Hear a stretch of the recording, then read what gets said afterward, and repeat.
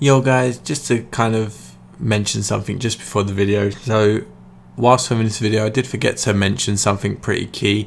So before it starts, what you're seeing on the screen here is the thumbnail for a video that a buddy of mine has made. It's actually a podcast for Mass for the Dead. They done one episode already, and I was a part of the second episode, as well as, you know, the ones future coming. So I'll leave a link in the description as well as in the comments to the video if you want to go check out the podcast. I think there's 4 of us in the talk, and we kind of just talk about the JP game, the global game, about all the new units and possible units in the future, as well as events. So if you guys would like to know and kind of keep and get a few more opinions from the game from other people, not just myself, then make sure to go check out the channel in the description and the comments, and go watch that video and subscribe. Take care and enjoy the video, guys. Yo, what's going on, guys? It is midnight, bringing you yet again another video. Now in today's video we're going to be talking about something a bit different. So I'm just going to start by saying, first of all, for those that clicked on this video thinking these units have come out on global, this is not the case. In the title of the video it does say JP, indicating the Japanese version of the game. For many of you that don't know, or many of you that aren't in the Discord, I am playing JP as well as global,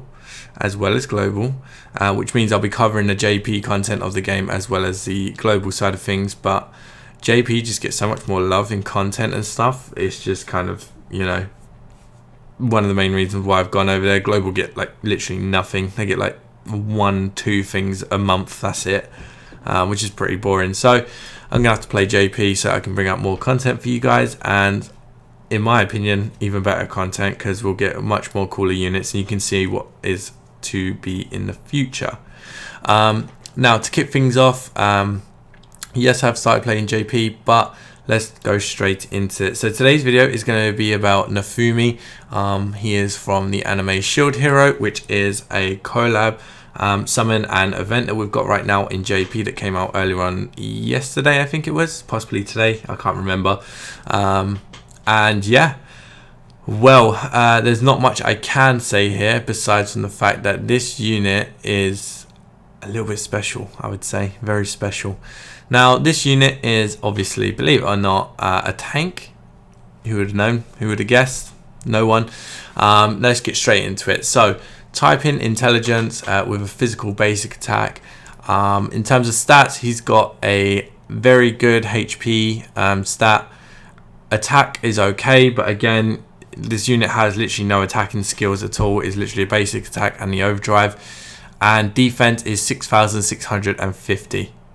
Now for those of you that don't understand, this defense is the highest in the game, which, you know, you might think, oh, that's pretty cool, you know, nothing too major about that. And then this defense stat, if I was to tell you that it is around about 2,200 defense higher than the second highest defense unit in the game, which I think is Ainz. Could be Ainz, or yeah, a Gladiator Ainz. Now 6,600 defense with 8,300 HP, sorry, on a tank is just absolutely insane already. Getting into his kit, that is absolutely insane. Now speed is 297, which is not an issue at all with this unit, because we're going to get into it in a moment. Usually with tanks and healers you want as much speed as you can, so you can get off the healing as quickly as you can, the buffs, the debuffs as quickly as you can, as well as the taunts. But we're going to get into that in a second. Damage reductions are very good, you know, -50, -50, 25, 25, standard kind of damage reduction, which isn't bad at all.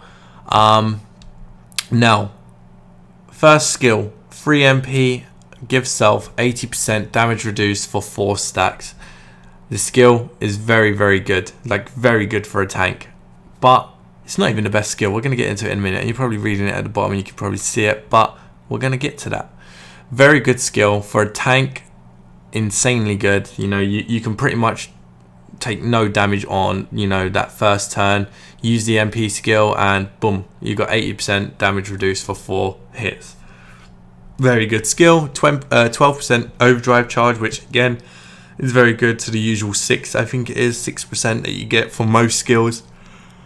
Now, the next skill is a debuff single target, and it's 4 MP. You lower the attack and speed by 50% and the defense of the enemy by 30%, 3 turns plus a 12 overdrive percentage increase.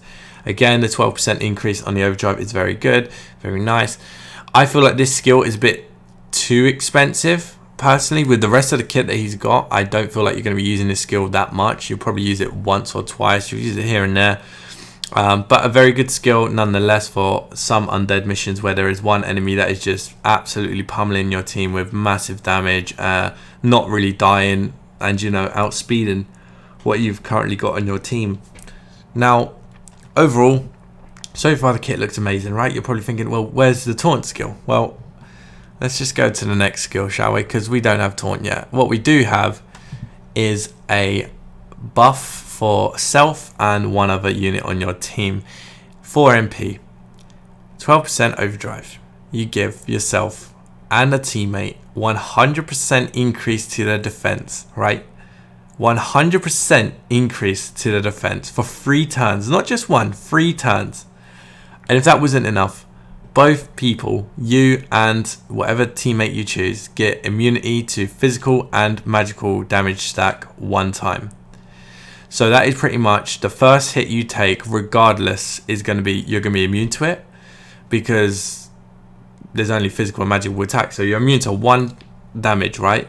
And even if they break that barrier, any unit after them, unless they're using a different type of attack. So if you get hit by physical and then you get hit by magical, then you've hit 2 stacks. You've not taken any damage for 2 hits.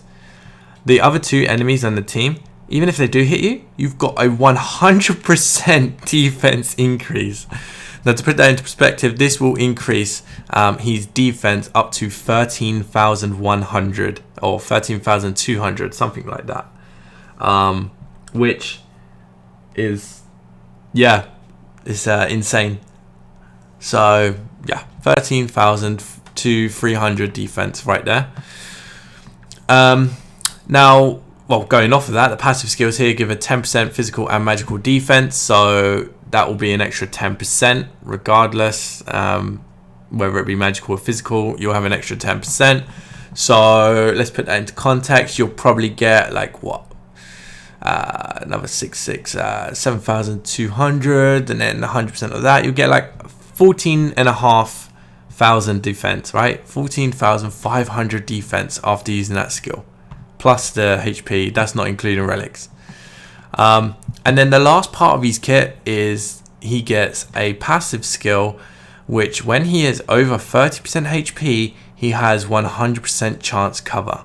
Now what this means is if this unit is above 30% HP and you've maxed out this skill with, you know, the books and the scrolls, he will have 100% chance to take the hit that the enemies deal. Now, let me put this into context. You no longer need to taunt. This unit will taunt permanently above 30% HP. Granted, if the enemy uses AoE attack, it will not tank all 4 hits. You will still get hit by that. But if you combine this with the fact that you can make one person on your team pretty much immune to damage or take little to none damage, having, you know, AoE units deal damage to you is not really an issue with combined with the skill up here, which you'll probably place on your healer. So overall, this unit is insanely good. Now, the last skill is 70% physical damage to one enemy, inflict 25% bleed to one enemy for 3 turns. Now, I'll be 100% honest with you, I haven't tried out this unit. I don't know what the bleed does. I can only assume they take damage over time, but I don't have a clue. Inflict 25% bleed. Maybe it's a debuff where you do more damage to them. I don't know, right? I know this is bad. I should really know this stuff before I go into it, but I don't think we've had much information, and I really wanted to get this video out on this unit as quickly as I could because, yeah, many people need to know about this unit. And I'm going to pop up on the screen somewhere here a picture of the JP tier list. This does go from left to right as before. Now, I'm going off my head here because I haven't got the picture up in front of me right now, but we have placed him in the SSS tier. Now, on the JP tier list, we've added another tier because we felt like S and A were just filled up with 5 MP AoE damage dealers. So we added an SSS tier and moved some people up and some people down.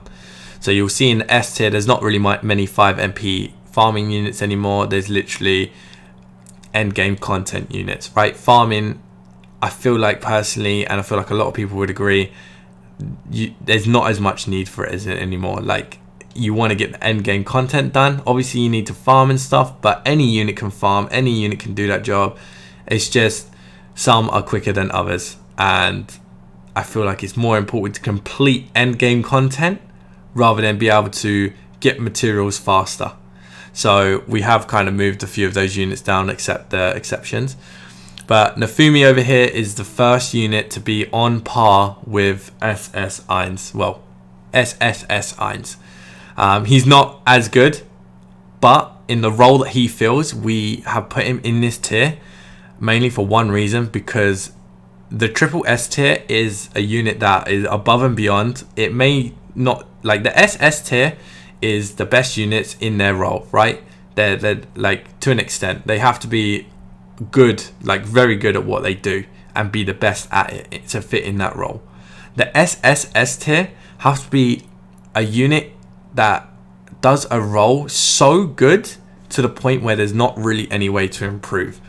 And we feel like with Nafumi over here, I don't know what you could do to improve him.